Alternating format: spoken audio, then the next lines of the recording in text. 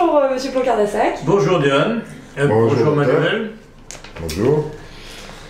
Par ce beau temps ensoleillé, ce beau Oui, week-end de novembre. c'est moi qui vous ai apporté le beau temps. Ah oui, je sais. Alors commençons notre entretien par cette attaque à la mosquée de Bayonne par un soi-disant fou d'extrême droite. Que pouvez-vous nous en dire?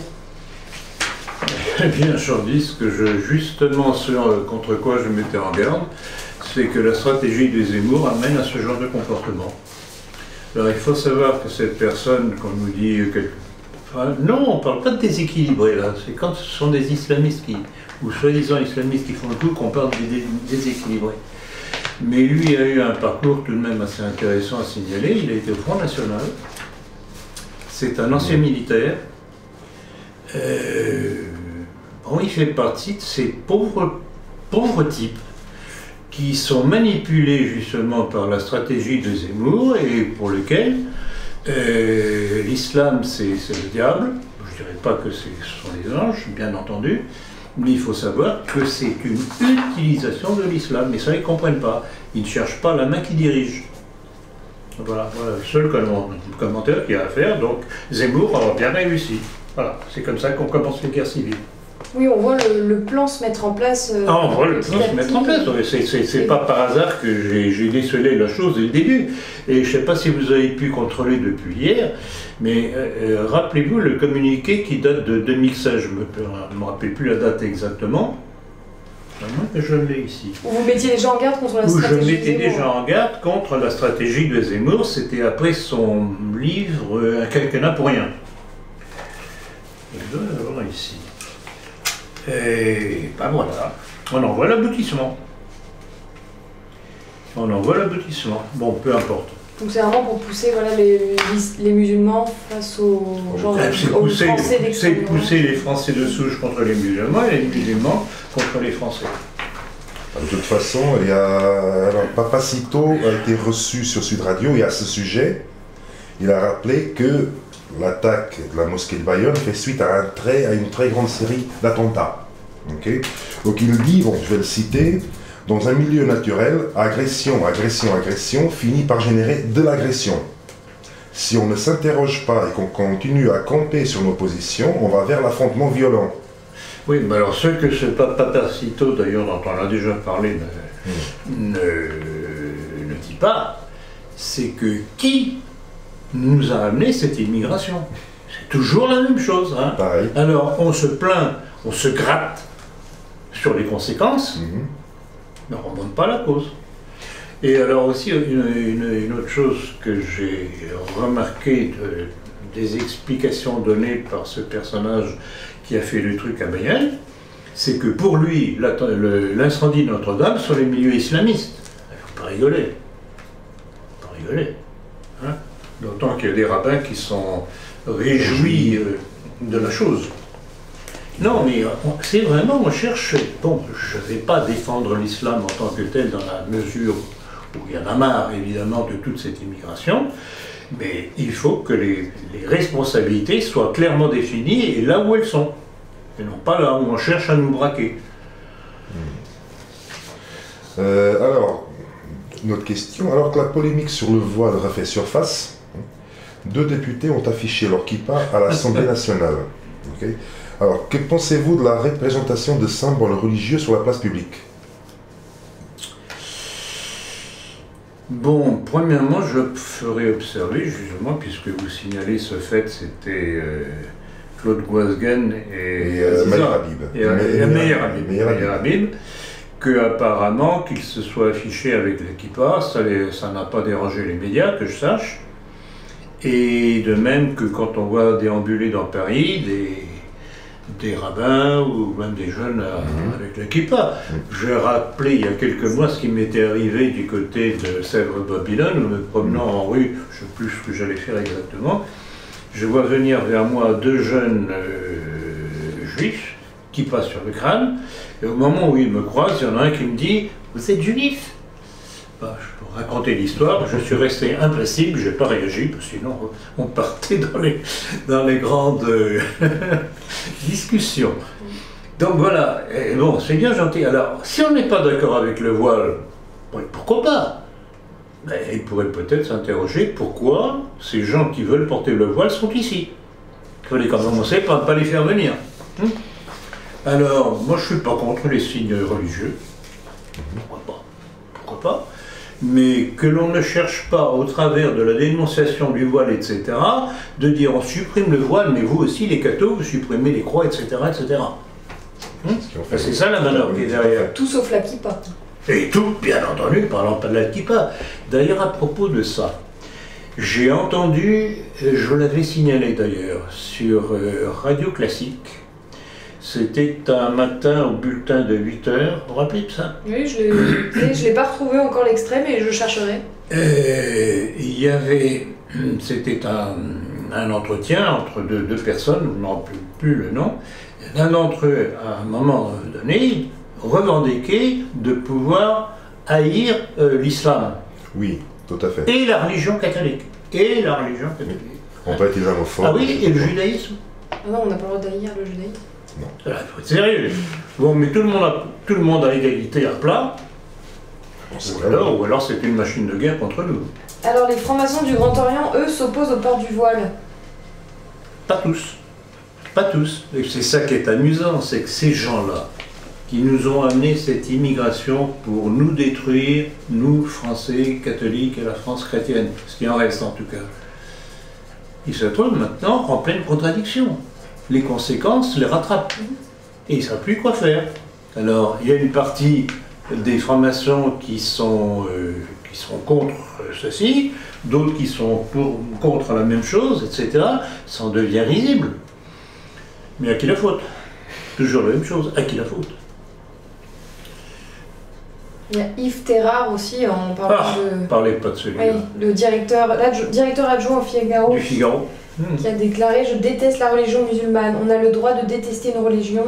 On a tout à fait le droit de le dire. » D'accord. Et si nous on dit qu'on déteste la religion juive, qu'est-ce qui se passe? On vous enfonce la porte à 6h du matin, on vous saisit votre ordinateur, livre et tout ce qui va avec, et vous passez 72 heures au commissariat. Voilà. C'est à la fois risible et odieux. Parce que de quel droit ce genre d'individus, pour se faire bien voir en vue de leur carrière, sortent de pareilles choses et qu'on mette tout le monde à égalité?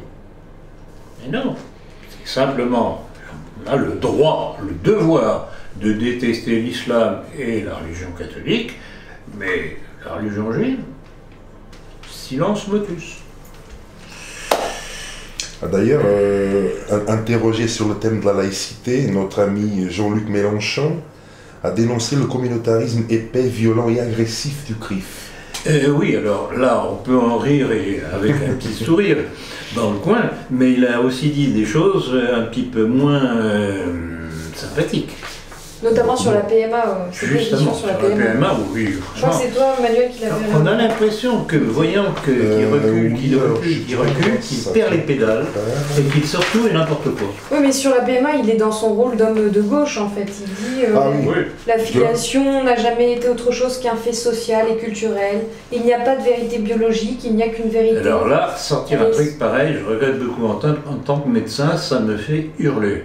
Parce que la biologie, c'est tout de même une science absolument... irréfutable. Ah, mais il y a mieux. Il y a mieux. Un de ses, bon, je vais dire le mot, un de ses sbires, monsieur Bastien Lachaud, qui s'est servi sur le gâteau sur la pluriparentalité. Je ne vois vraiment pas quel est le problème. Pourquoi 3 personnes ne seraient pas tout à fait à même que 2 à assumer? Donc ça, c'est quelque chose qui ressort. C'est ce qu'ils appellent les trouples. Oui, les trouples. C'est les couples à 3 personnes. Pourquoi pas 4? 4 à 5, bientôt une équipe de foot, donc on y est. Les pluriamoureux, c'est oui, c'est des gens non, qui sont mais liés. on est en pleine victoire du vice. Alors, qu'est-ce que tu avais vu sur la définition? On passe à la question suivante, c'est toujours sur Claude Goasguen qui a déclaré « Ce ne sont pas les religions qui tuent, mais ce sont les hommes ». Que pensez-vous de cette déclaration? Une connerie. Je regrette beaucoup, je suis navré d'utiliser ce mot, c'est une connerie, parce que je regrette beaucoup. Si des hommes tuent, c'est par une mauvaise perception du message d'une religion. Alors, par contre, il faut faire tout de même quelques différences entre religion et religion. Bon, la religion chrétienne, elle n'appelle pas, sauf par mauvaise interprétation, par certaines époques, au meurtre. La religion coranique, ça dépend des sourates. Parce qu'il y a tout et le contraire de tout dans ces... Par contre, la seule religion qui appelle systématiquement au meurtre, à la tromperie, au vol de ceux qui ne sont pas juifs, c'est le judaïsme. Il est bon de le signaler. Ben ça, c'est évident. Alors, des manifestations anti-Zemmour ont eu lieu le 4 novembre à Paris. Donc, quel regard portez-vous sur cette manifestation? Alors, d'abord, c'est une manifestation de gauche, du fait de l'agression de Zemmour envers les musulmans, donc je comprends qu'ils réagissent, et j'avoue que j'aurais aimé qu'il y ait une manifestation symétrique de ce que l'on appelle la droite extrême, pour dénoncer les agissements de Zemmour qui visent à la guerre civile. Mais où sont ces gros bras, tonitruants, Jean Rissen et Benedetti? Bah non, puisqu'ils soutiennent Zemmour. Ben oui, exactement. Exactement. Ils soutiennent, comme je dis, où sont-ils? Ben, ils soutiennent Zemmour. Bah, de toute façon, il y avait une manifestation pro-Zemmour prévue pour demain. Alors ça, c'est un communiqué que j'ai trouvé ce matin sur le site de Riposte Laïque. Je vais citer: Éric Zemmour nous demande d'annuler notre manifestation devant CNews. Okay. Nous avions prévu d'organiser ce dimanche 10 novembre un rassemblement de soutien devant les locaux de CNews. À la libre parole d'Éric Zemmour et de tous ceux qui osent penser différemment que le politiquement correct, sur des questions comme l'immigration ou l'islam. Bon, il n'y a pas d'autres questions, il n'y a que ça. C'est organisé par qui? Organisé par Riposte Laïque, Résistance Républicaine, et alors c'est un monsieur Pierre quelque chose, comment il s'appelle? Pierre Cassin. Pierre Cassin. Pierre Cassin, oui, bien entendu. Pierre Cassin. C'est Riposte Laïque. Donc, c'est le patron de Riposte Laïque. Zemmour a envoyé directement à Pierre une lettre, donc cher Pierre, qui m'avait informé que Riposte Laïque et Résistance Républicaine allaient organiser une manifestation devant CNews pour me défendre. Je veux d'abord vivement vous remercier de votre soutien et de votre fidélité. Cela me va droit au cœur que vous vous mobilisiez ainsi. Mais des éléments nouveaux m'amènent à vous demander de renoncer à ce projet. Je préfère laisser la manifestation la semaine dernière. Remercie à tous de ma part, et encore merci à toi, Éric Zemmour. Ce qui apparemment n'a pas plu à M. Pierre, ce qu'il dit, cette demande nous a posé un énorme problème. Nous avions informé Éric de notre projet, il n'avait pas exprimé à ce moment-là de demande de nous y voir renoncer. On a travaillé d'arrache-pied, etc. Maintenant, il nous dit voilà qu'Éric, pour des raisons... Quelle est la motivation de Zemmour? Il dit voilà qu'Éric, pour des raisons que nous ne connaissons pas, nous demande de renoncer. Alors, à cette manifestation pour Zemmour, ça va peut-être les rendre un peu plus antisémites. Je ne sais pas, alors je ne sais pas quels sont les éléments nouveaux de qui il parle. Peut-être qu'il garde sa place chez CNews, mais qu'il ne soit plus en direct. Mais comme disait, je ne sais plus qui, si c'était Soral ou Jérôme Bourbon, ben, c'est de la censure promotionnelle. Oui, une fois de plus. Une fois de plus. En fait, ils servent la soupe à Zemmour en le présentant comme un pauvre petit persécuté, pauvre chéri.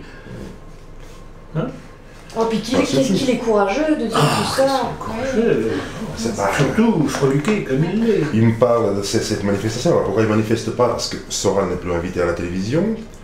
Rissen non plus.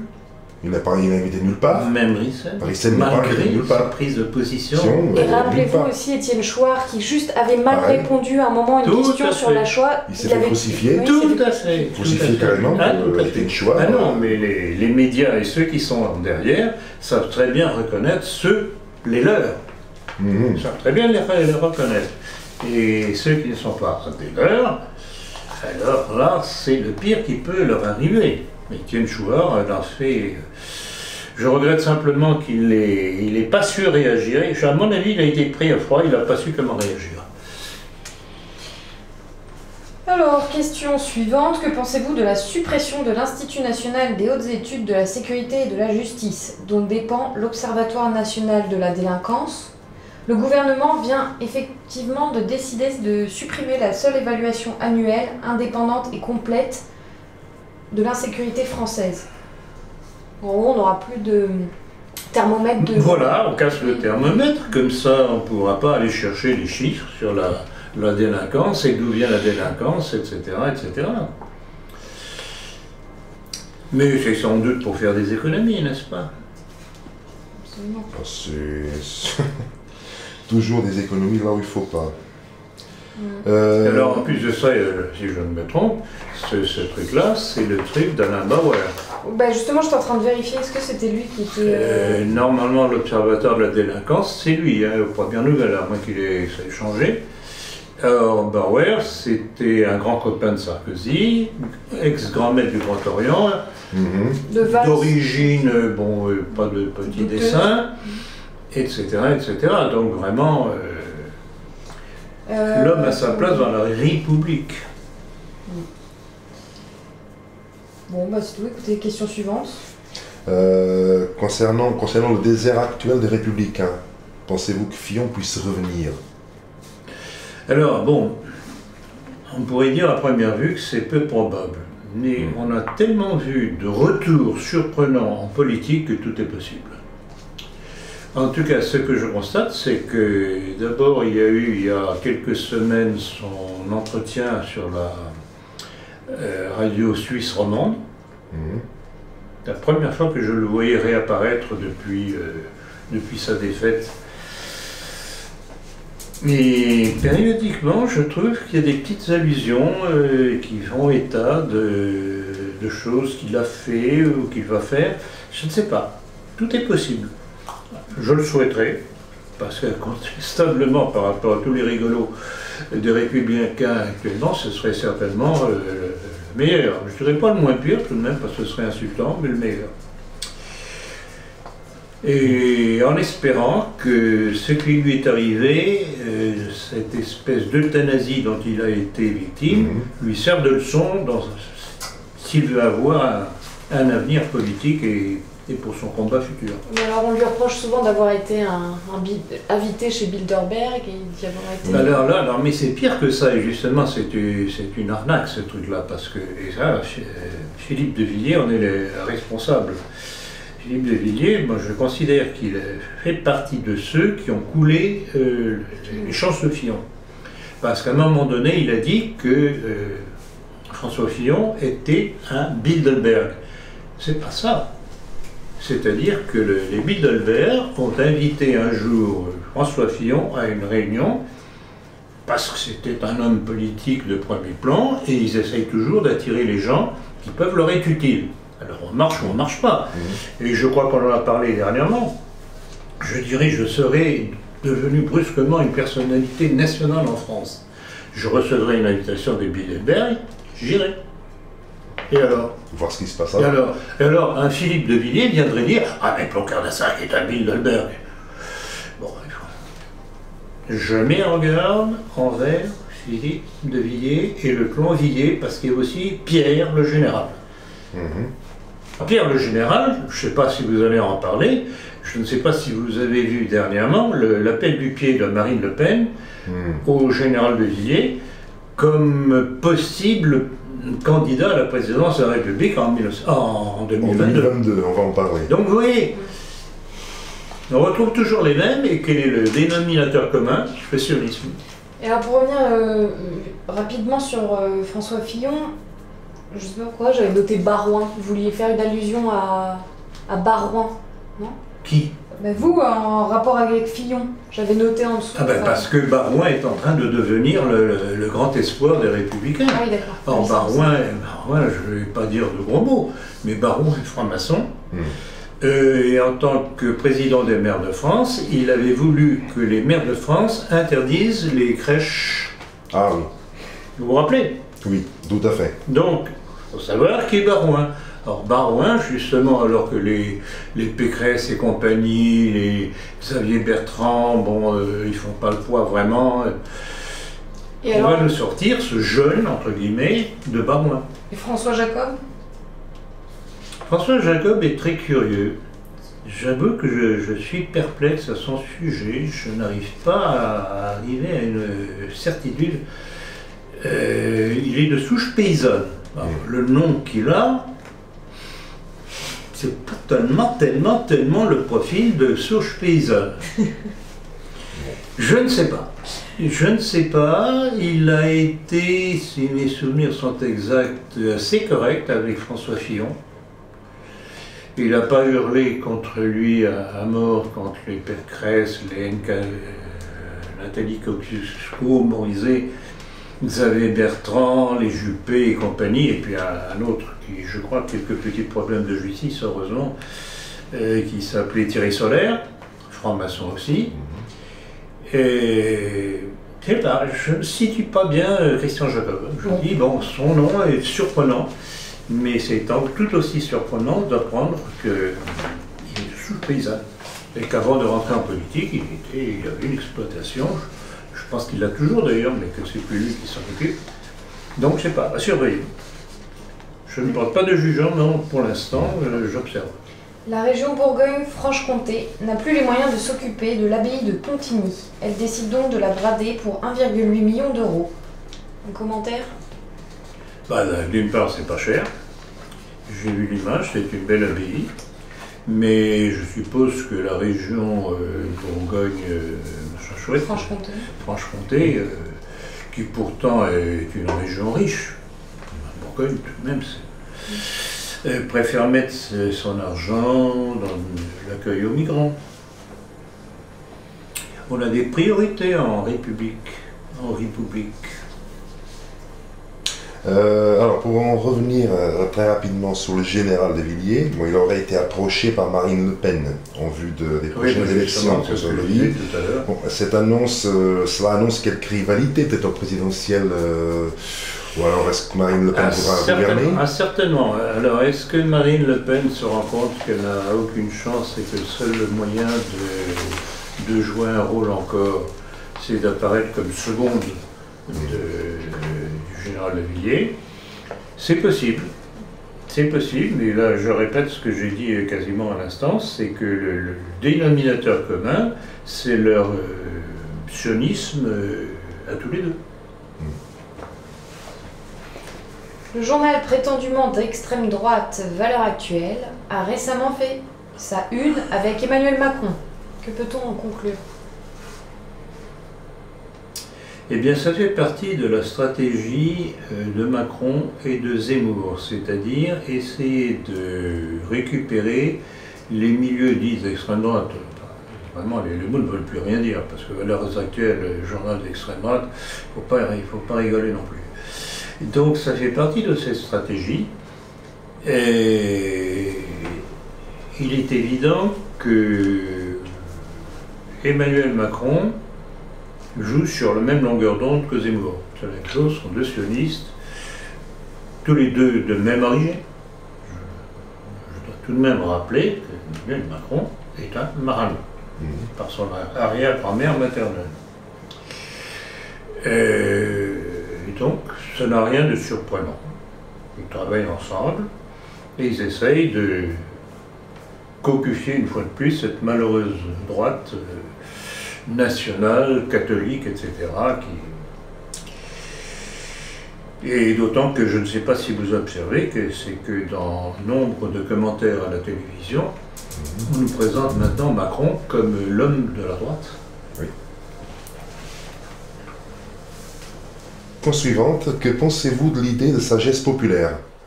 Pensez-vous que les peuples ont une intelligence leur permettant de juger et d'élire le dirigeant qui leur conviendrait? Non. Non. Ce qu'on constate à chaque fois, c'est que le peuple, quand il souffre tôt, réagit, mais il est incapable de faire une révolution. Pour bien choisir, il n'y a qu'à voir le vote des Français. Qui ont-ils élu depuis des décennies, des décennies et des décennies? Ils se rendent compte qu'il y a un truc qui ne va pas, et puis ils sont trompés par les médias, et c'est comme ça qu'ils ont systématiquement voté, sans remonter à Mathusalem, De Gaulle, Giscard d'Estaing, etc., Chirac, Sarkozy, et jusqu'à Macron. C'est ça le drame. Et il y a une très belle page de José Antonio Primo de Rivera à ce sujet-là, dans laquelle il dit à peu près ceci, je le cite de mémoire, que les peuples qui ont besoin d'une révolution sont incapables de la faire. Ils ont besoin d'une élite pour la faire. Il faut toujours l'élite, c'est un petit nombre bien déterminé. Un petit nombre qui a la vision de ce qu'il faut faire et qui entraîne par la suite la masse. Mais toutes les révolutions ont été le fait d'une minorité. Pas du tout le peuple levé en masse qui réussit à le faire. Secondairement, oui, mais parce qu'il y a derrière le moteur qui donne la direction. Alors on peut quand même reconnaître un certain bon sens à la population. Il y a un bon sens, oui, un bon sens parce qu'ils se rendent compte, les gilets jaunes c'est du bon sens, c'est évident, ils se rendent compte que la politique du pouvoir tend à les ruiner, donc ils réagissent comme ça. Mais que faire? À part quelques gilets jaunes que nous connaissons, combien ont la notion de ce qu'il faudrait faire en remplacement? Pas. D'ailleurs, je profite pour citer Anatole France. Ça date de 1908. Alors je vais citer: après s'être soustraite à l'autorité des rois et des empereurs, après avoir proclamé 3 fois sa liberté, la France est soumise à des compagnies financières qui disposent des richesses du pays et, par le moyen d'une presse achetée, dirigent l'opinion. Parfait. Tout est dit. Tout est dit. Voilà. Oui. J'aimerais que vous m'envoyiez la citation, elle est très bonne. Je vous l'envoie, c'est pas trop. Anatole France, c'était de nos idées? Anatole France, était-il de nos idées? En partie, je sais que mon père en a beaucoup parlé dans ses écrits, et des aspects tout à fait positifs. Je ne m'en parle plus suffisamment dans quel cadre, mais c'était tout de même un bon critique de la société libérale démocratique. Alors, peut-on être national-socialiste et catholique? À cette question, Pierre Hillard répond par la négative et soutient que l'on ne peut pas défendre Hitler lorsque l'on se prétend catholique. Contrairement au collectif Deus Vult qui a tenté de lui répondre, comment vous placez-vous face à ces deux opinions divergentes? Mais j'appuie totalement la position de Deus Vult. Je l'ai écouté encore hier soir, je vous remercie d'ailleurs de me l'avoir signalé, c'est remarquable. D'abord, c'est très bien documenté. Contrairement à la soi-disant documentation de Pierre Hillard, et il démontre, Deus Vult démontre que Pierre Hillard en fait se sert de texte de Martin Bormann, qui était un athée, qui a passé son temps à changer certaines déclarations privées d'Hitler pour le faire dire le contraire de ce que Hitler disait. Deus Vult rappelle aussi la formation chrétienne catholique, même d'Hitler, son respect pour la Vierge Marie. Il était très attaché à la Vierge Marie. C'était une de ses marottes. Et j'avoue que j'ai été très agréablement surpris je tiens à les féliciter. De ce collectif. Je ne sais pas s'ils m'entendront ou pas, je tiens à les féliciter du sérieux de leur travail. Le problème, c'est qu'au travers de leur réponse à Pierre Hillard, j'ai découvert un autre aspect de Pierre Hillard que je n'avais pas encore soupçonné. C'est-à-dire la manipulation de textes pour faire valoir sa thèse. Bon, ce serait ce Bronmann qui aurait manipulé les textes. Lui n'a repris que des textes déjà tronqués. Oui, mais alors comment se fait-il que Deus Vult découvre ce qu'il y a derrière le truc de Bronfman, Bronmann. Et que Hillard, ce soi-disant grand historien, ne le découvre pas. C'est parce que c'est contraire à sa thèse. Il y a quelque chose de trouble, et vous savez très bien que ce n'est pas d'aujourd'hui que je tiens ce discours par rapport à Hillard. Cet homme me surprend, et pas dans le bon sens, parce que finalement, quand on analyse le résultat de sa ligne politique, il fait le jeu des mondialistes. D'ailleurs, je ne sais pas si vous avez écouté sa dernière conférence qui est... Oui, bah alors justement, on va y venir. Et dans ce très très bon document de Deusult, j'ai retrouvé nombre d'argumentations que j'avais déjà faites, qu'on retrouve dans ma conférence, non, en tout cas dans mon livre Bonaparte, Hitler, Poutine, et notamment l'allusion au rôle très nocif du pape Pie XI. Ça, ils l'ont pas raté. Ils l'ont pas raté, et comme moi, ils font partir à peu près de ce moment-là le changement du Troisième Reich par rapport à la religion catholique. C'est bien que c'est la tendance athée païenne. Forcément, si un pape vous tape dessus, évidemment, il y a une réaction négative. Évidemment, c'est humain. C'est humain et ça a donné des armes au plan athée, ésotérique, société tuée, etc., dont parle justement en plus de ça Deusult. Alors, pour en revenir à Pierre Hillard. Attendez, est-ce qu'on peut finir sur Deusult et l'aspect d'Hitler? En fait, parce que Pie XI, quand même, à ce moment-là, dénonçait une dérive racialiste qu'il y avait dans le Troisième Reich, à vouloir mettre la race au-dessus de... Oui. Il y avait quand même un aspect. Tout à fait, il y avait un aspect, c'était ce qu'on appelle le pan-germanisme, etc. C'est évident, c'était pas très sain. D'autant que quand on voit Hitler, c'était tout de même pas le grand arien blond. Hein. Bon, et puis les origines d'Hitler aussi qui sont quelque peu douteuses. Bon, mais ceci dit, le début du Troisième Reich n'a pas été hostile à la religion catholique, bien au contraire. Et Deusult rappelle à juste titre ce que je rappelle moi aussi très souvent quand je parle du sujet, le Concordat qui a été passé, c'était en 1933 je crois. Signé par qui? Par von Papen, qui était catholique, représentant du Reich, et par le nonce apostolique à Berlin, qui était le monseigneur Pacelli, le futur Pie XII. Donc, au départ, il n'y avait pas d'hostilité. Deusult signale aussi que du temps d'Hitler, il y a eu, je ne sais pas, 2500 églises qui ont été construites. Églises catholiques qui ont été construites. On ne peut pas dire que c'était un antagonisme d'origine. Non, je trouve vraiment cette réponse de Deusult remarquable. Et je tiens à les en féliciter, parce que c'est rare dans le milieu. Bon, très bien. Seulement, en fait, c'est juste une petite parenthèse, il faut que je vous envoie, faut que je trouve la vidéo que je vous l'envoie.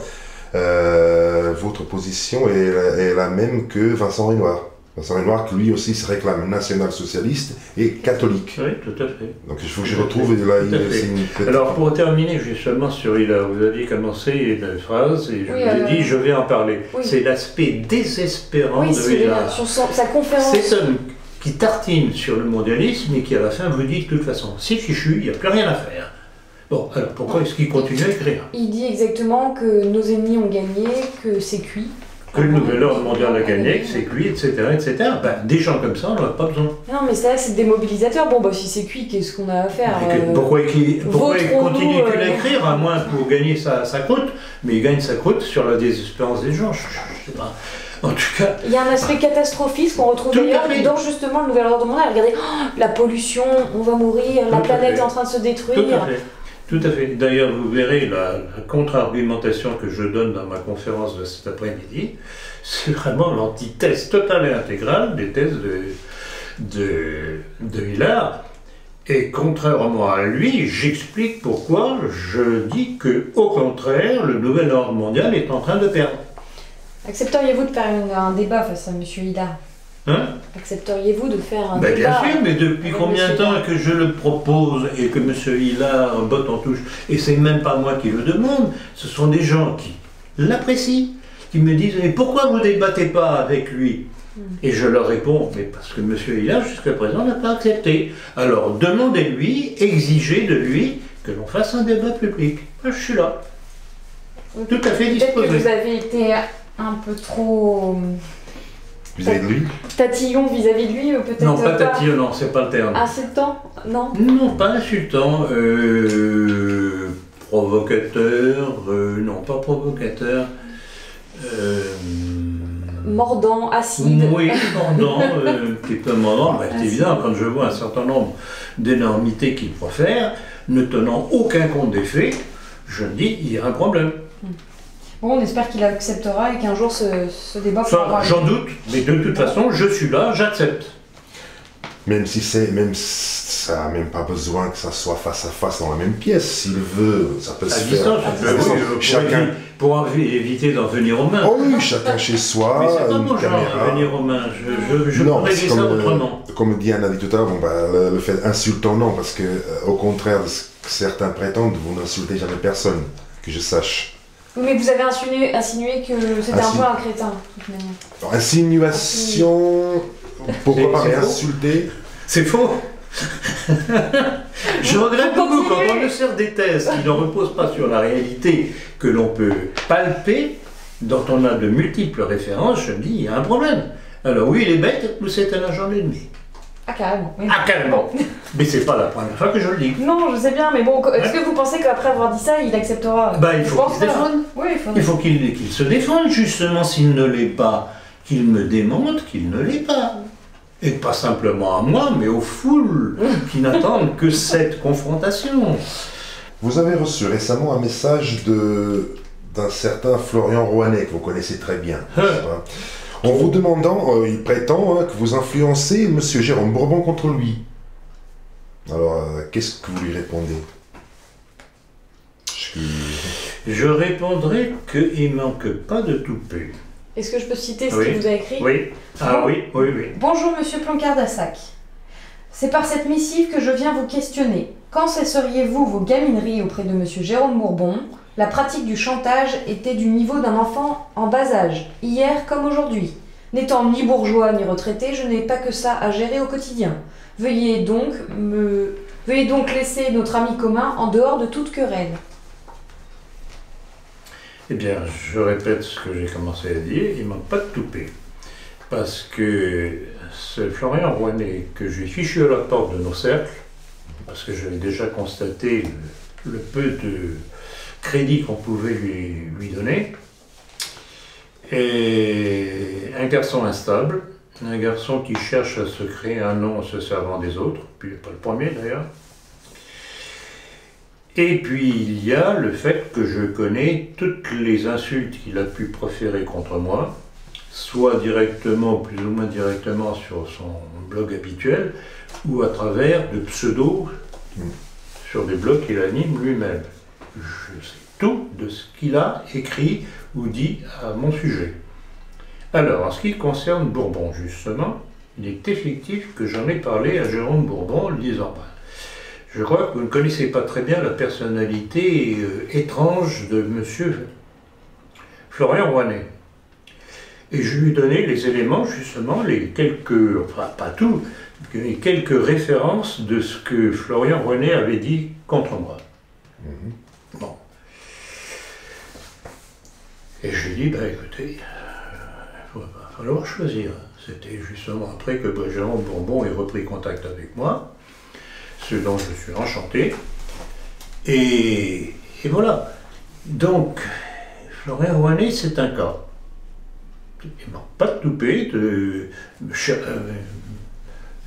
crois qu'il ne met pas cher ami à un moment donné. Non, bonjour Monsieur Plancard-Dassac. Et à la fin? J'ai pas la fin, mais non, je crois pas. Je ne sais plus. Ou amicalement, je ne sais pas, comme ça. Mais ça. Et en ayant discuté avec Jérôme Bourbon tout dernièrement, Jérôme Bourbon m'a dit je suis atterré, je ne l'avais pas perçu comme ça, il perd les pédales. Voilà, on en est là. Et je crois que Jérôme Bourbon est assez grand garçon, à partir du moment où on lui donne les éléments d'appréciation pour comprendre ce qui se passe. Bon, question suivante. Dans l'une de ses dernières vidéos, Daniel Conversano utilise le thème d'ethno-nationalisme en défense de l'Occident blanc. À cette occasion, pouvez-vous rappeler ce qu'est le nationalisme? Et si ce terme ethno-nationaliste est-il judicieux? Il me fait penser un petit peu, encore une fois, à Florian Rouanet, qui a inventé un nouveau truc dernièrement pour paraître faire novateur. c'est-à-dire le fascisme thomiste. Bon, d'accord. Or, que ce soit Conversano ou Rouanet, il oublie une chose, c'est que le nationalisme français est bien antérieur à toutes ces réactions, qu'elles soient nationales-socialistes, fascistes ou autres. Et que toutes les révolutions que l'on peut appeler nationalistes de la première moitié du XXe siècle se sont toutes inspirées du travail de l'école nationaliste française. Et c'est pour ça que je dis, bon, pourquoi essayer de prôner l'ersatz alors qu'on a l'original? Donc tout ça, c'est pas sérieux. Machin chouette, comment il dit Ethno-nationalisme. Ethno-nationalisme, c'est du racisme. Nous, ce qui nous intéresse en tant que nationalistes, c'est, quelle que soit la personne, quelles que soient ses origines, est-ce qu'ils défendent notre héritage national ou pas? Vous pouvez être d'origine portugaise, espagnole, italienne, maghrébine. Mais si la personne soutient notre héritage national, même s'il n'en est pas issu, pour nous nationalistes, c'est ce qui compte, c'est pas le problème de race. Et ça, dernièrement, je crois que je l'ai démontré, je crois que c'était dans le dernier entretien. S'il suffisait de la race pour que l'individu raisonne correctement et fasse ce qu'il faut faire, comment se fait-il que tous les Blancs qui ont voté, je rappellerai ce que j'ai dit tout à l'heure, qui ont voté systématiquement à travers les âges, De Gaulle, Giscard d'Estaing, Chirac, Sarkozy, Macron, s'il suffisait d'être blanc pour bien réagir, eh bien il n'y aurait pas de problème. Ben justement, il y a un problème. Même s'ils sont blancs. Ah, eh bien là, ces racistes primaires ne le comprennent pas.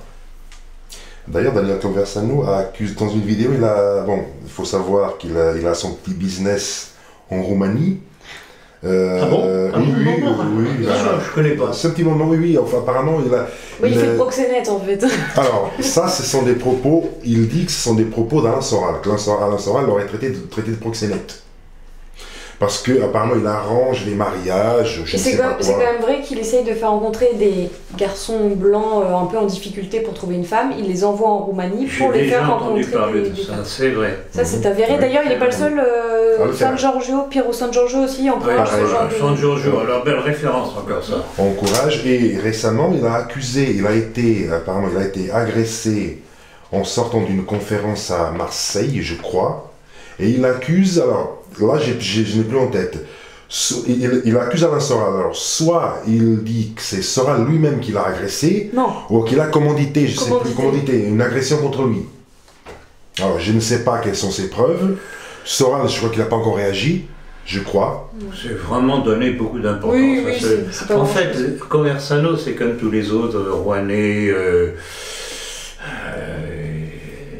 ils essayent ils font tout pour que l'on parle d'eux. Donc on tombe un petit peu dans le piège en nous énervant sur tel ou tel aspect de leur discours. C'est du vide. C'est du vide. Oui, mais ce qu'il faut faire remarquer, c'est quand même leurs erreurs quand ils... Ah oui, non, mais bien sûr, c'est pour ça qu'on le fait. Mais rappelez-vous comment Conversano, ne réussissant pas à me faire accepter un entretien avec lui, j'avais donné des raisons, etc. La seule réponse à l'époque, ça a été qu'il m'avait montré ses fesses. Alors, comme démonstration, en plus de ça, évidemment, je ne suis pas amateur de ce genre de fesses. Pas besoin de vous faire un dessin. Mais lui, de toute façon, les Rouennais, lui, personnellement, je pense qu'ils sont coincés en plein milieu de la pyramide de Maslow. En fait, ils sont coincés au niveau du besoin de reconnaissance constant, tout le temps. Et concernant Rouanet, je l'ai remarqué, toutes les vidéos qu'il a fait avec vous, il mettait entretien avec Florian Rouanet. Et à un moment donné, même, voilà, exactement. Et même à un moment donné, j'ai repéré qu'il annonçait les conférences de Florian Rouanet. Et puis seulement après, on voyait que c'était avec moi. Avec Blanca-Nessac. Et il refait le même truc avec Bourbon. Maintenant, il se met carrément en vidéo, c'est-à-dire pas comme nous, on montre pas notre visage, nous, parce qu'on est secondaire par rapport à vous. Non, lui, il se met face à Bourbon, on les voit tous les deux en vidéo, je veux dire. Tout à fait. D'ailleurs, c'est ce que j'ai fait remarquer à Bourbon. Je lui dis, mais il vous arrive ce qu'il a essayé de faire avec moi jusqu'à le moment où j'ai découvert sa duplicité. Il se sert de vous pour créer son personnage. Donc ça Bourbon n'a pas apprécié du tout ce petit jeu-là. Apparemment, il l'a compris. D'ailleurs, c'est pas par hasard si Rouanet a écrit cette missive que vous avez lue tout à l'heure. Il est mal à l'aise. Il est furieux parce que je l'ai coincé. Alors, prochaine question. Alors, y a-t-il encore un peuple français? À quel moment peut-on dire qu'un peuple n'existe plus? C'est une bonne question. Eh bien, je pense qu'un peuple n'existe plus le jour où il ne se reconnaît plus dans son histoire.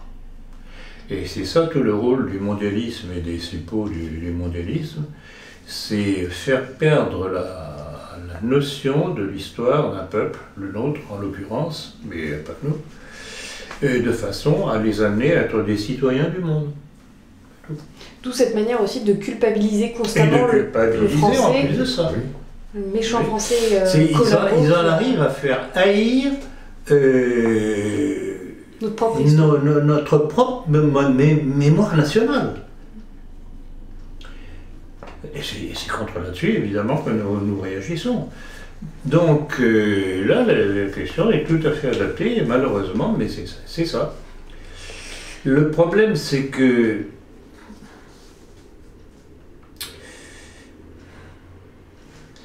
il y a toujours des retours dans l'histoire. Regardez, on pourrait parler de l'effondrement de l'Empire romain. Bon, effectivement, après l'Empire romain, l'Italie, ça a été les grandes cités commerciales, etc., etc. Donc ça n'avait plus cette aura d'empire comme ça avait du temps de l'Empire romain. Et puis les siècles ont passé, et puis il y a eu une réaction, une espèce de nouvelle volonté qui s'est affichée avec le fascisme et Mussolini. Alors certes, ce n'était pas l'Empire romain, mais les peuples ne meurent pas jamais totalement. Ou alors il faut vraiment qu'on les ait beaucoup métissés, et là encore, c'est ce que veut faire le mondialisme au travers de l'immigration-invasion. Parce que quand Zemmour nous alerte contre le danger islamique, avec son poisson pilote de Hervé Rijssel, mais il se garde bien d'exiger l'arrêt de l'immigration. Ah bah ça non. C'est toujours la même chose. Quand on dénonce un problème, il y a l'effet nocif que l'on constate, mais si on veut régler le problème, il faut remonter la cause. Non. Ce qu'ils ne font pas. Pour Zemmour, c'est juste une question de prénom. S'il change de prénom, alors là... Ah oui, prénom, oui. Parce que lui a changé de prénom. Lui a changé de prénom. Moïse est devenu Éric. Mais il revient Moïse à la synagogue. Il est Moïse, alors il est Éric à la maison. Et puis il a deux vaisselles aussi. Il y a une vaisselle pour les juifs et une vaisselle pour les goyes. Oui, parce qu'il mélange. Non, c'est pas sérieux tout ça. Il faut vraiment être totalement débile. Débile, pas... D'ailleurs, Jérôme Bourbon a fait un très bon éditorial en octobre. Ah oui, je comptais bien le signaler. Bourbon a fait très bon article, même je crois que c'est le deuxième. Il compare Forisson et Zemmour de la différence entre vraie censure et censure promotionnelle. Tout à fait. Non, mais il n'y a pas que ça. Il y a sa dénonciation de ces pseudo-librairies catho-tradis qui ont servi la soupe à Zemmour. Il écrit « Les librairies dites catholiques traditionnalistes se font sans exception un devoir et une gloire d'organiser avec lui, avec Zemmour, des séances de dédicaces et ne tarissent pas d'éloges sur l'homme, ses idées, son courage, son talent, sa lucidité. » Tout à fait. Il fut une époque où les gens de droite avaient pour maître à penser Maurras, Barrès ou Drummond. Aujourd'hui, ils ont les yeux de Chimène pour un séfarade, affirmant qu'ils ne croient pas à la divinité du Christ ni à sa résurrection. Tout à fait, c'est remarquable. Et il y avait encore autre chose que j'avais signalé. À la fin, il dit bien on aurait aimé que les écrivains, les publicistes, les personnalités de notre mouvance, donc type Rissen, Convention et compagnie, y compris ceux qui jusque-là faisaient bruyamment profession d'antisémitisme, écrivissent ces vérités, mais dès lors que les mêmes ont soutenu, et souvent continuent à soutenir, la tenancière de la cage aux folles malgré tout le mal qu'elle a fait, et en dépit de toutes ces trahisons, qu'attendre hélas d'un monde aussi vermoulu. Il fait allusion à Marine Le Pen. Il fait allusion à Marine Le Pen, il fait allusion à Ricen. Attends, c'est quoi? Ah, ça c'est Youssef Indy, bon, ça c'est Youssef Indy concernant Zemmour. Illustration parfaite de ce que j'explique ces dernières années. L'intellectuel juif de gauche, Attali, monte le musulman contre le blanc, accessoirement catholique, et l'intellectuel juif de droite, Zemmour, monte le blanc contre le musulman. On l'avait cité dans le dernier entretien. Yep. Ah, ça. Mais c'est toujours bon de le rappeler. Oui, c'est parlant, c'est tout à fait ça. C'est un jeu de rôle. Et puis... Un jeu de rôle, c'est ce que je dis, c'est un jeu de rôle. Donc ça c'est concernant voilà, la destruction du peuple français, encouragé donc, par ces soi-disant défenseurs de la France comme Zemmour. Ricen continue d'ailleurs de soutenir Zemmour. Avez-vous de nouveaux éléments à nous apporter quant au revirement de ce prétendu antisémite? Alors, bon, il y a eu son entretien avec l'abbé Rioux. C'est hallucinant, cet entretien où on voit ce malheureux abbé Rioux qui essaye de parler et Ricen qui lui coupe la parole, qui lui coupe la parole, qui lui coupe la parole. Alors, dans cet entretien, il y a tout de même une phrase qui est tout de même assez révélatrice, c'est quand il dit il faut qu'on s'allie à ces juifs qui sont devenus anti-islamiques. Ah bon? Et là encore, admettons, on pourrait mettre le truc, mais ces juifs, justement, qui sont devenus anti-islamiques, premièrement, ils ne remontent pas à la cause, c'est-à-dire à leur propre intelligentsia juive qui a poussé à la décolonisation, comme je le dis à qui veut l'entendre, et je le répète, qui pousse justement à l'immigration-invasion, et toujours et encore et encore.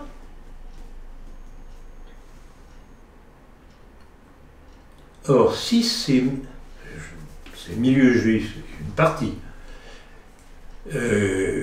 font semblant d'être contre l'islam, sauf en ce qui nous concerne pour nous détruire, c'est parce qu'à leur tour, ils prennent peur. Oui. Donc, c'est l'histoire de Frankenstein. Le monstre qui se retourne contre son créateur. Voilà, c'est le monstre qu'ils ont créé et qui se retourne contre son créateur. Ben, je dis bravo, bravo, ben, c'est bien fait pour vous. Bon, il y a quand même une partie, ils sont anti-islam, mais aussi anti-immigration. Du coup, Zemmour n'a pas l'air très chaud pour continuer à ouvrir les portes, hein, malgré tout ça.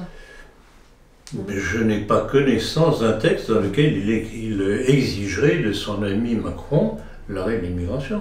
Non, c'est vrai. Dans le discours sur la droite, là, la convention de la droite, non? Si, je vois qu'il cite qu'il faut arrêter l'immigration, etc.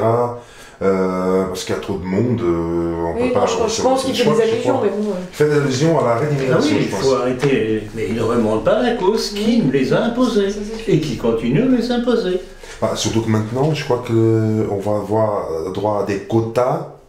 Oui, alors là c'est de l'enfumage. Hein. Quotas de migrants, il y a une période pour avoir droit aux soins gratuits ou je ne sais plus trop quoi. C'est la poudre aux yeux, c'est que Macron se rend très bien compte qu'il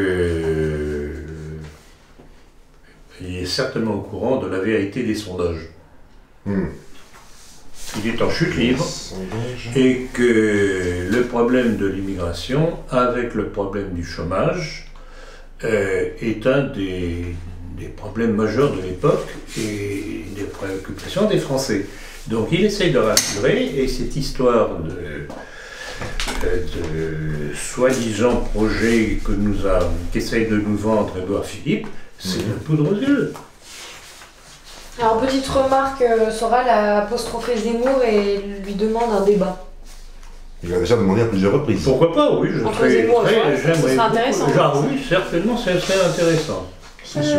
Mais alors là, je ne sais pas si c'est hors sujet ou pas, mais je dois reconnaître à Zemmour qu'il a le sens des formules. Soral, pardon.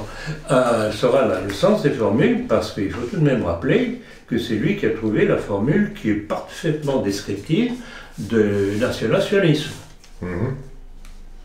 C'est pas surtout qu'il dit, Soral affirme, par rapport à Zemmour, je suis celui qui a le moyen de le mettre à poil dans un échange télévisé ou internet.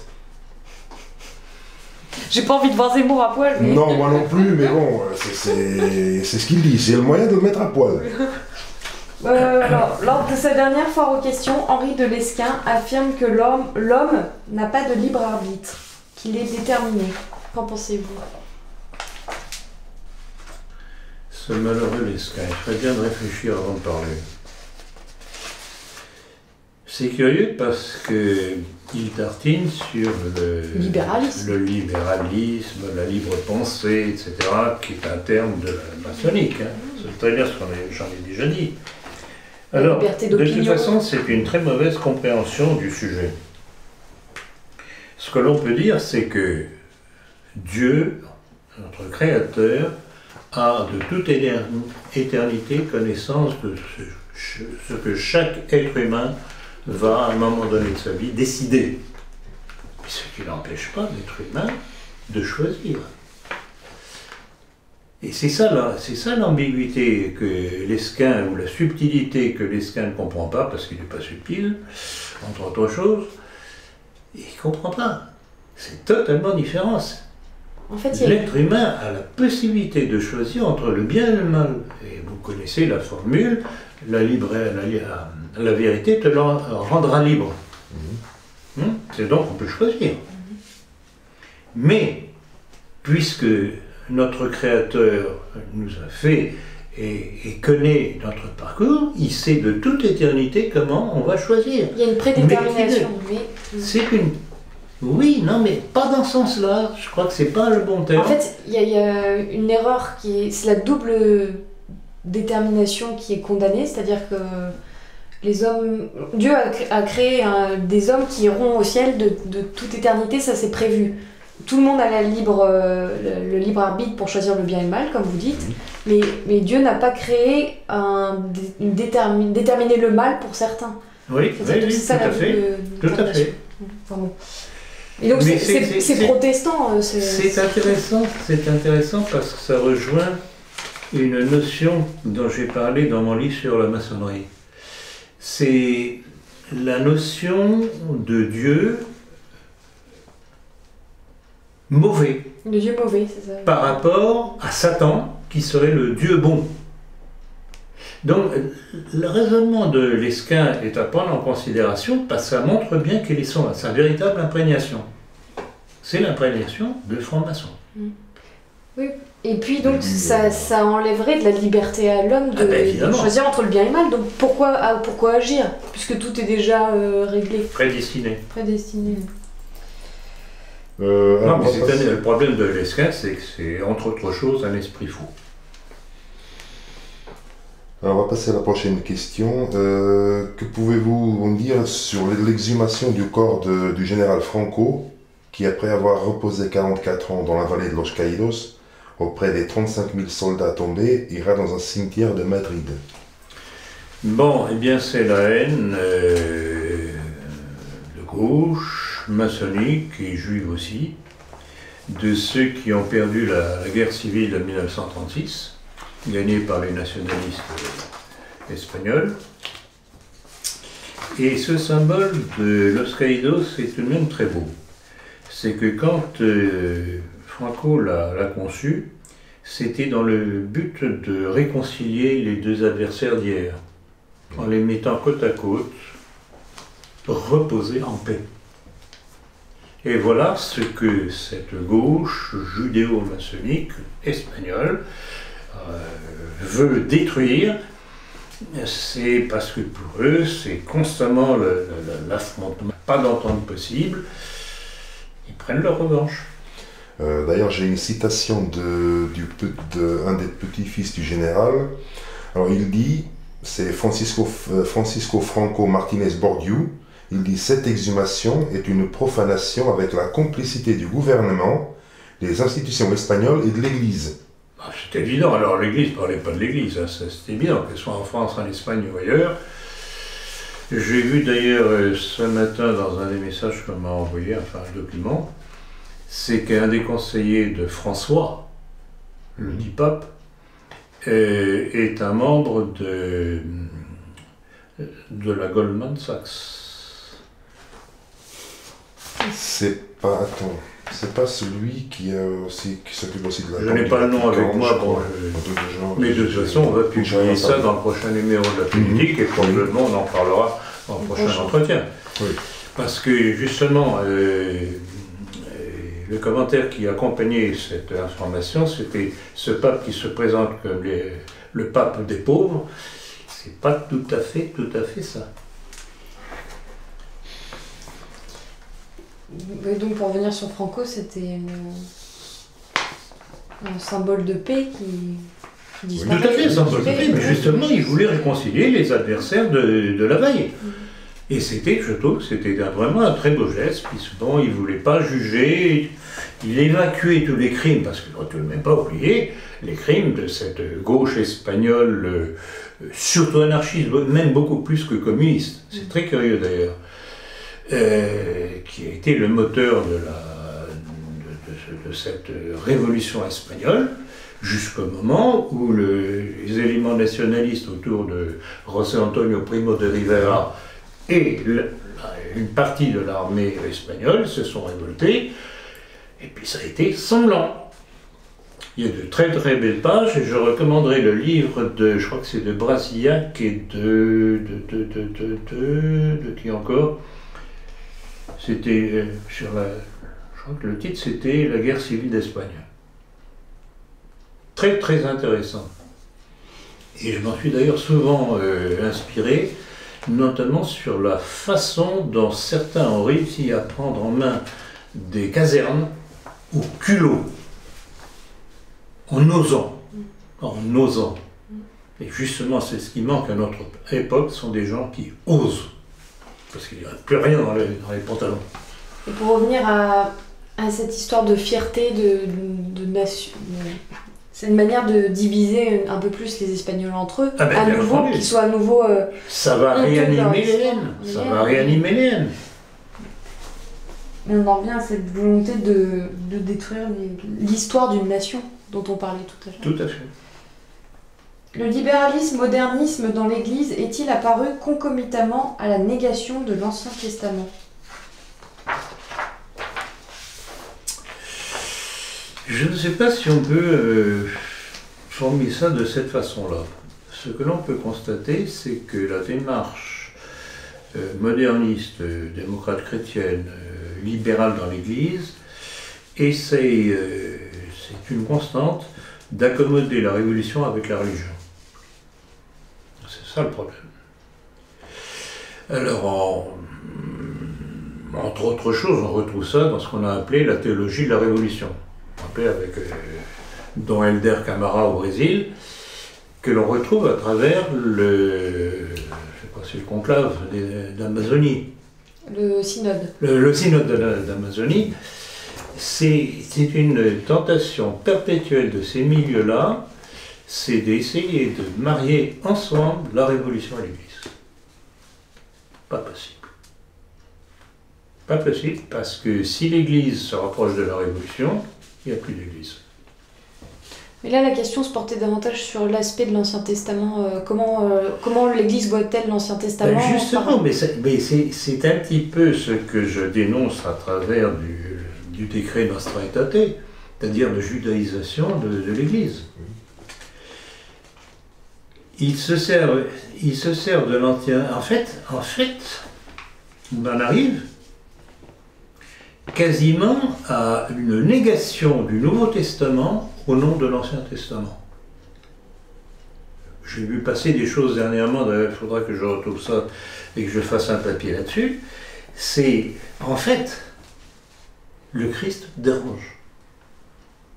Il dérange. Hein?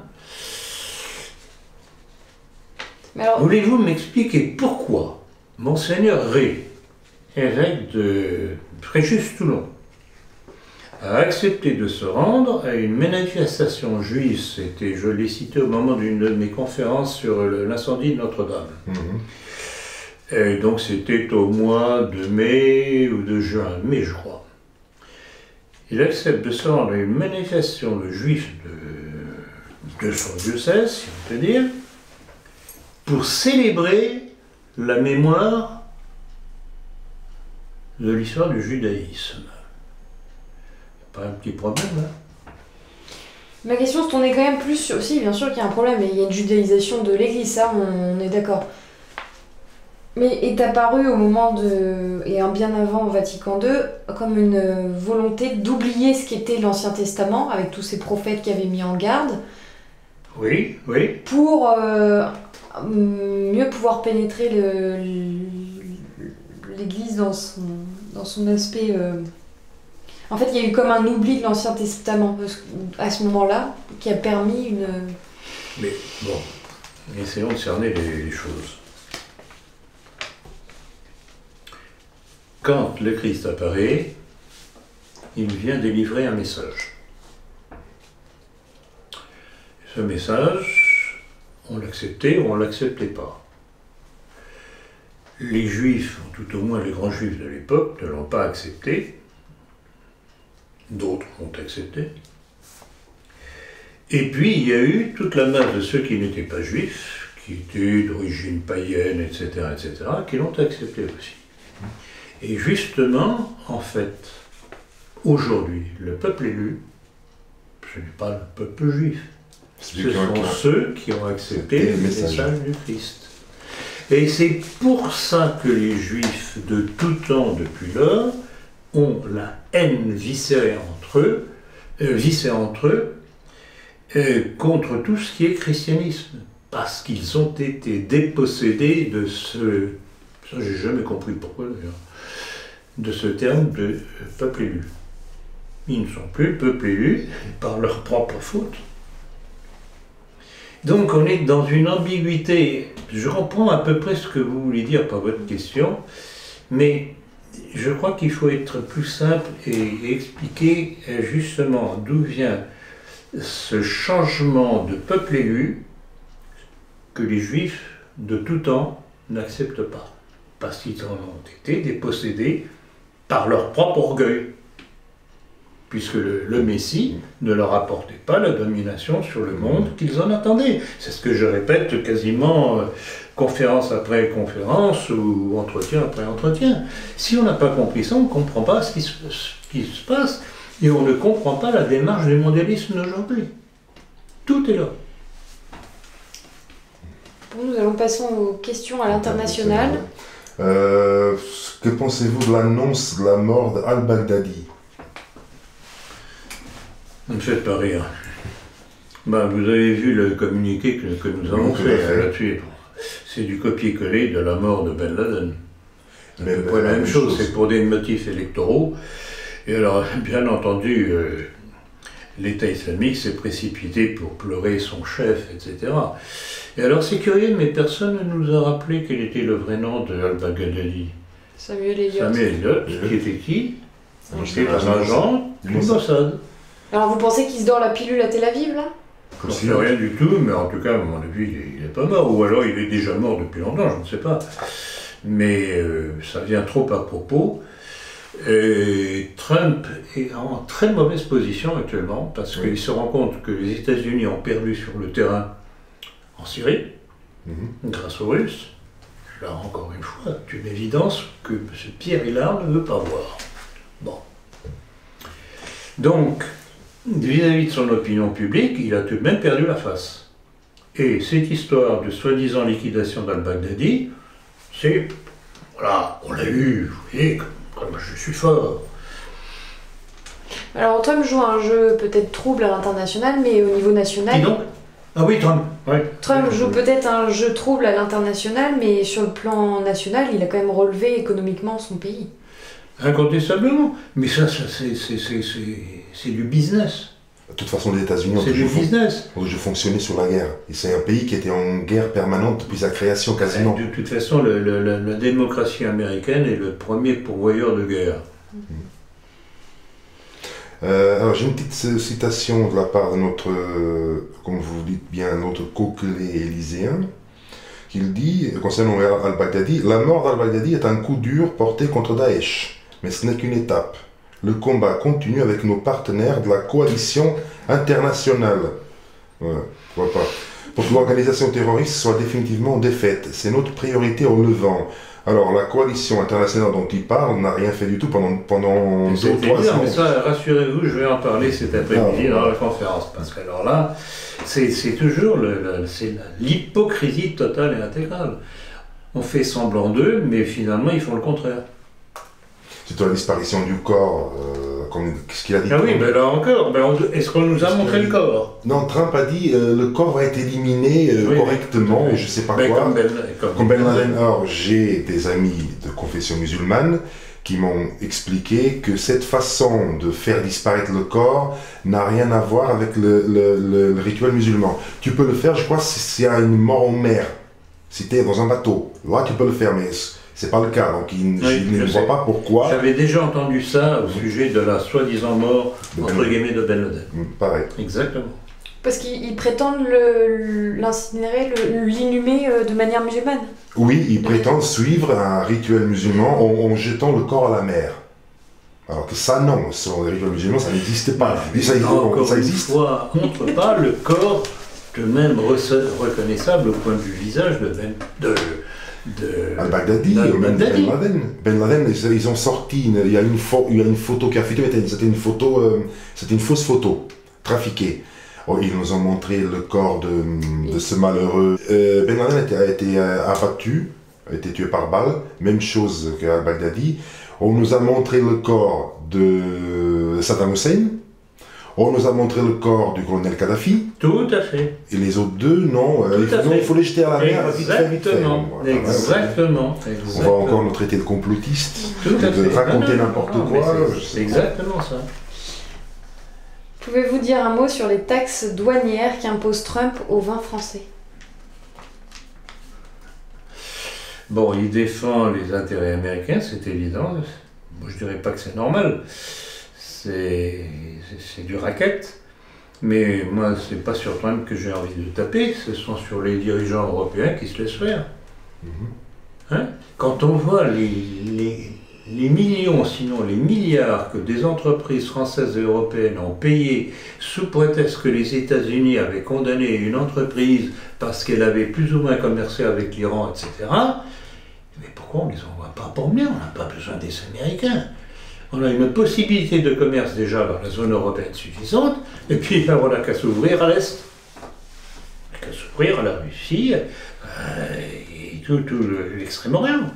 On n'a pas besoin des Américains, c'est le meilleur moyen de découler. C'est ce que Poutine a compris d'ailleurs, puisque depuis, il doit y avoir 4-5 ans au moins maintenant, ça a commencé avec, au travers des BRICS, c'est-à-dire le Brésil, etc., l'Inde, et que les échanges commerciaux se fassent hors dollar. Or maintenant, ça a débordé très largement la sphère des BRICS, parce qu'il y a de plus en plus de pays qui s'agglutinent autour de cette notion de commerce en dehors du dollar. Donc c'est la fin du dollar. Et si c'est la fin du dollar, c'est la fin de l'impérialisme américaniste. Encore une chose que je souligne pour M. Lillard. D'ailleurs, je crois qu'il y a pas beaucoup de pays, des pays africains qui ont signé des accords commerciaux avec la Russie. Ah, totalement, en ce moment. Vous avez vu la réunion qu'il a faite avec la plupart des pays d'Afrique à Sochi. Oui, tout à fait. Ah, mais c'est invraisemblable.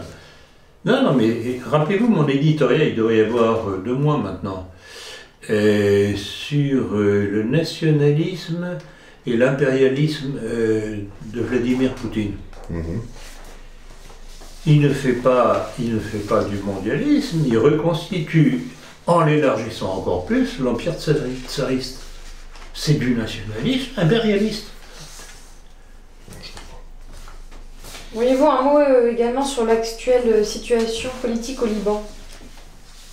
Eh bien, je dirais que c'est une manifestation dont on nous nous rabat les oreilles, c'est une énième révolution orange. Pourquoi?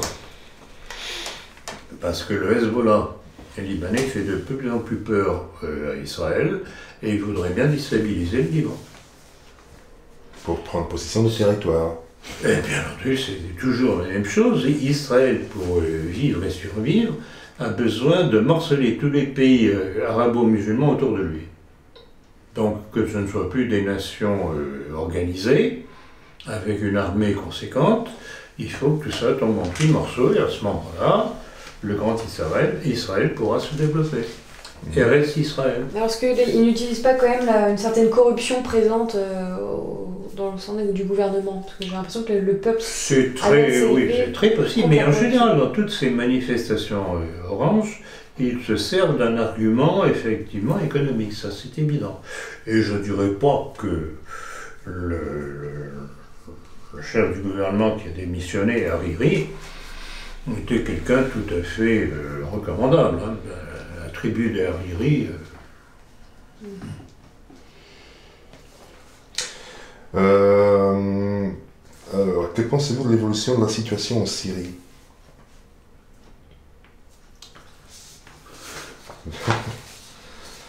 Je vais en parler de toute façon cet après-midi dans ma conférence, mais je vais en dire un mot maintenant. C'est la démonstration que quand on veut une chose, on peut la faire. Comment se fait-il, vous y avez fait allusion tout à l'heure, comment se fait-il que les Américains et les alliés occidentaux, dont la France, soi-disant bombarder les positions de Daesh, État islamique, et que cet État islamique se développait, occupait de plus en plus de zones en Syrie. Il est flagrant quand on regarde la carte de la Syrie avant et après l'intervention russe, c'est démonstratif. Je vous donnerai quelques détails supplémentaires cet après-midi, mais voilà pour répondre à votre question. Alors, petit détail, selon LCI, en Syrie, la désertion de Donald Trump a laissé le champ libre à Vladimir Poutine. C'est ce que je viens de dire. Ces soldats ont remplacé les Américains sur le terrain pour s'interposer entre les Kurdes et les Turcs. Alors là, il y a une chose qui n'est pas très facile à cerner. C'est le rôle de la Turquie. Alors, il faut savoir que la Turquie est un membre de l'OTAN, qu'il y a des bases américaines en Turquie avec des avions qui peuvent être porteurs de la bombe atomique. Ceci dit, les Américains, et ça j'ai jamais compris, j'en ai parlé il y a déjà longtemps, ça remonte au moins à 2 ans environ, je ne sais pas pour quelle raison les Américains ont voulu mettre quelqu'un d'autre à la place d'Erdogan. Lequel Erdogan, avec l'aide des Russes, a pu renverser la situation et il a compris que les Américains jouaient, encore une fois, le double jeu. Donc, il y a eu un rapprochement entre la Turquie et la Russie. Et là encore, rappelez-vous comment Poutine a joué après que les Turcs aient abattu un de ses avions de chasse. De Poutine.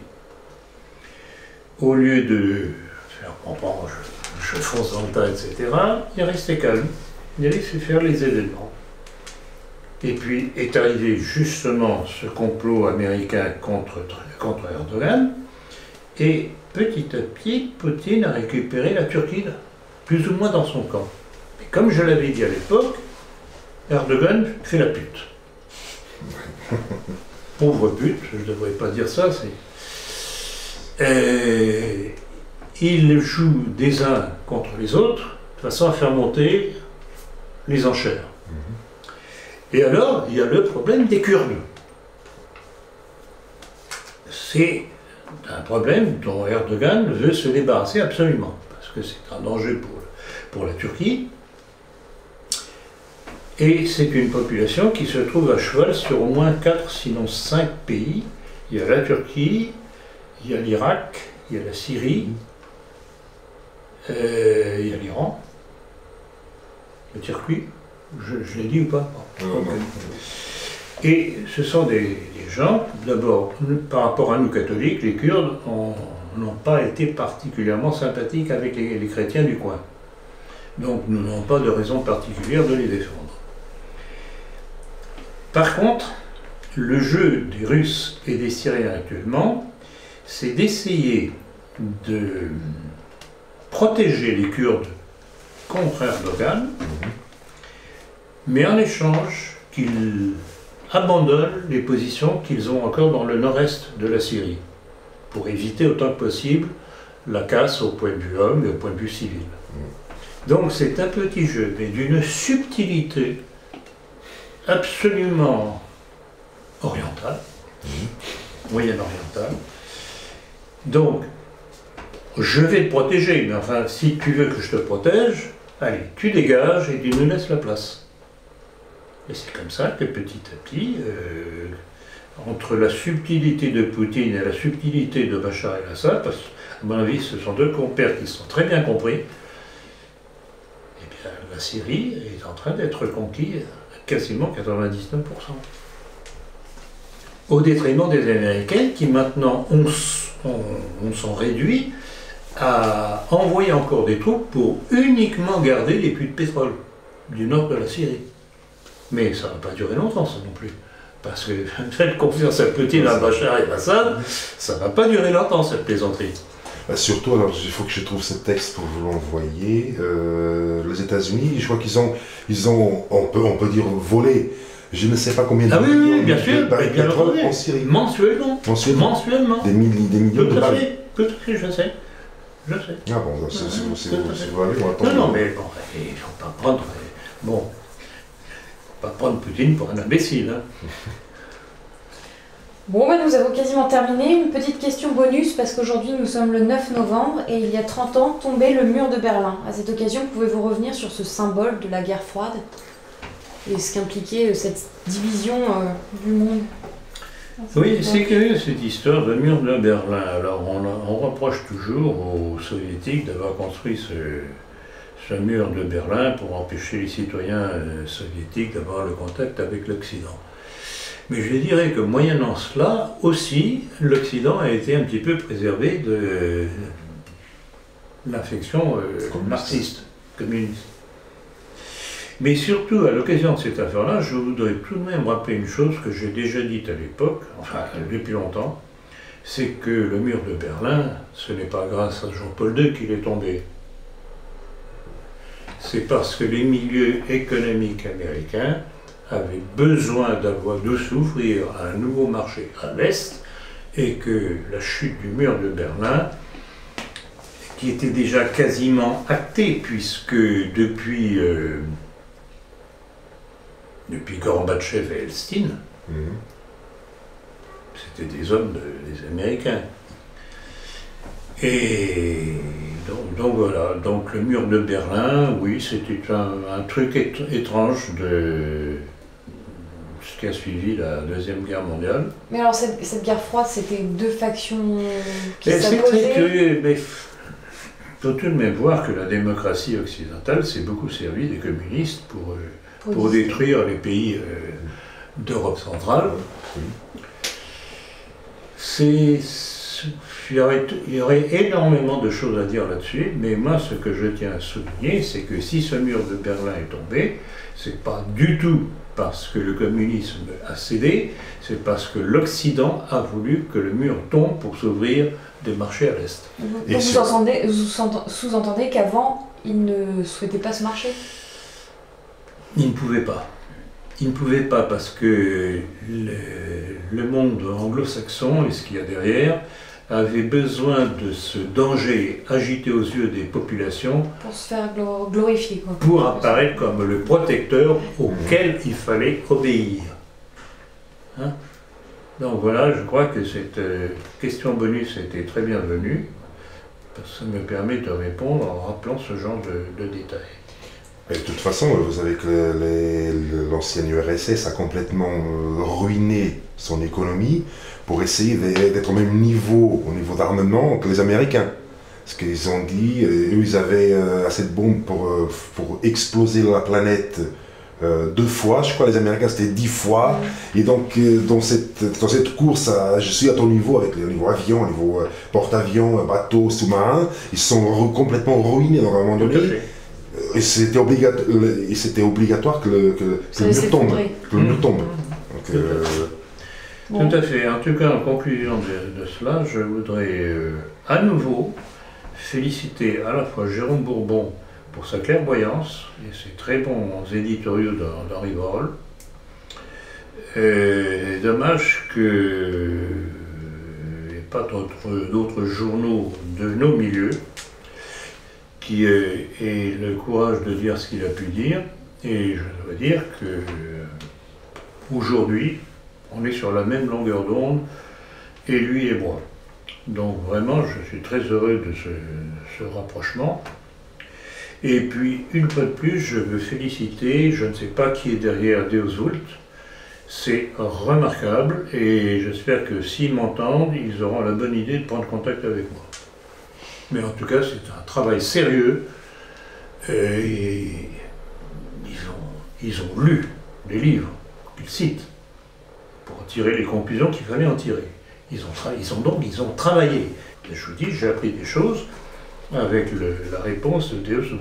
J'ai appris des choses, pourtant je croyais bien connaître certains sujets, mais j'en ai appris encore. Bon, et je le reconnais. Nous terminerons sur cette note positive. Très bien, et bien Merci. Diane, merci, Manuel, merci de ces bonnes questions, encore une fois.